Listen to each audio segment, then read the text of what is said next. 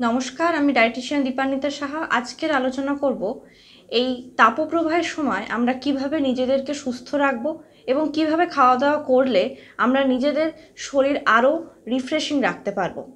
প্রথমেই যেটা বলা যে এই সময় যেহেতু এত পরিমাণে গরমের কারণে আমাদের প্রচুর ডিহাইড্রেশন হচ্ছে, তাই ডিহাইড্রেশন থেকে মুক্তির জন্য আমাদের কিন্তু সারাদিনে 3 থেকে 4 লিটার অবশ্যই জল খেতে হবে। তার পাশাপাশি যে সমস্ত ফলগুলিতে রসালো ফল অর্থাৎ জলের পরিমাণ বেশি, সেই সমস্ত ফলগুলিকে খাদ্য তালিকায় অন্তর্ভুক্ত করতে হবে।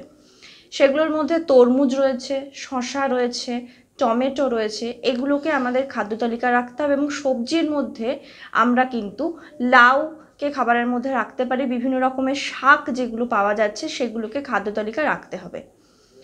এর সাথে আমরা বিভিন্ন রকমের ড্রিঙ্কস হিসেবে ডাবের জল খেতে পারি, লেবুর জল খেতে পারি, তার সাথে বেলের শরবত খেতে পারি, বাড়িতে পাতা লস্যি, দই দিয়ে লস্যি বানিয়ে খেতে পারি বা ঘোল খেতে পারি। এর সাথে আমরা ছাতুর শরবতকেও কিন্তু এই সময় খাদ্য তালিকায় রাখতে পারি। তো মেন আমাদের উদ্দেশ্য সবসময় থাকবে আমাদের শরীরের ওয়াটার ব্যালেন্সটা যাতে মেনটেন হয়, কারণ এত পরিমাণে রোদের তাপ বাড়ার জন্য শরীর থেকে প্রচুর জল বেরিয়ে যাচ্ছে, তার সাথে বেরিয়ে যাচ্ছে ইলেকট্রোলাইট অর্থাৎ সোডিয়াম এবং পটাশিয়ামের মাত্রা আমাদের নিয়ন্ত্রণ করতে হবে।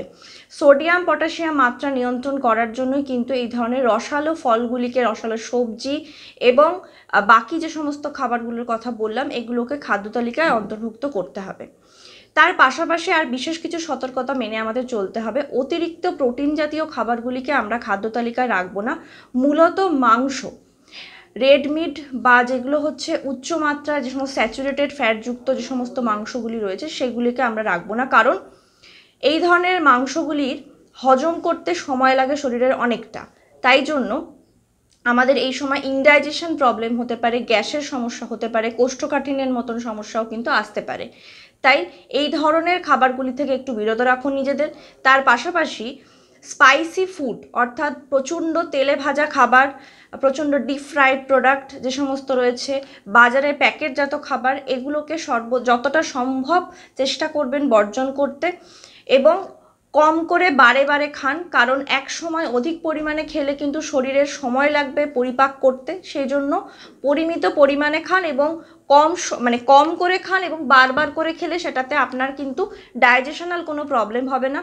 আর অবশ্যই মাথায় রাখবেন যখন বাড়ি থেকে বাইরে বেরোচ্ছেন অবশ্যই সাথে ছাতা, সানগ্লাস এবং রুমাল, জলের বোতল এগুলোকে ক্যারি করুন। বাইরের যখনই যাচ্ছেন তখন কিন্তু জল তৃষ্ণা পেলেই বাজার চলতি যে সমস্ত কোল্ড ড্রিঙ্কসগুলো পাওয়া যায় সেগুলোকে খাবেন না, কারণ এগুলো কিন্তু যেহেতু এক্সট্রা অ্যাডেড সুগার থাকে এবং এগুলো আমাদের রিফ্রেশিংয়ের জন্য আমরা ব্যবহারটা করি কিন্তু খুব ভুল হিসেবে। তাই জল খান, খুব ঠান্ডা জল খাবেন না, নর্মাল টেম্পারেচারের জলটাকে খাবার চেষ্টা করুন। এবং তার সাথে সাথে যাদের মধ্যে অনেক বার করে সারাদিনে চা কফি খাওয়ার প্রবণতা রয়েছে তারা চেষ্টা করুন সেই পরিমাণটাকে কমিয়ে ফেলতে, কারণ গ্রিন টি, ব্ল্যাক টি বা যে কোনো রকমের ক্যাফিন যখনই আমরা অতিরিক্ত মাত্রায় গ্রহণ করি সেটা কিন্তু আমাদের শরীরে ডিহাইড্রেশন করে দেয়। তাই চেষ্টা করবেন এগুলো থেকে যতটা সম্ভব নিজেদেরকে বিরত রাখা যায়, যতটা সম্ভব খাদ্য তালিকায় কমানো যায় এবং সহজপাচ্য সুষম খাদ্য ব্যালেন্সড ফর্মে খান। সারাদিনে অনেকটা পরিমাণ জল খান, হালকা হাঁটাহাঁটি করুন, প্রয়োজন ছাড়া বাইরে বেরোবেন না এবং যতটা সম্ভব সাদা হালকা রঙের পোশাক, সুতির পোশাক পরার ব্যবহার করুন। তাতে নিজেরাও সুস্থ থাকবেন এবং পাশাপাশি সকলকে সুস্থ রাখার জন্য এই আজকের ছোট্ট ভিডিওটি আশা করছি আপনাদের সকলের জন্য হেল্পফুল হবে। Thank you.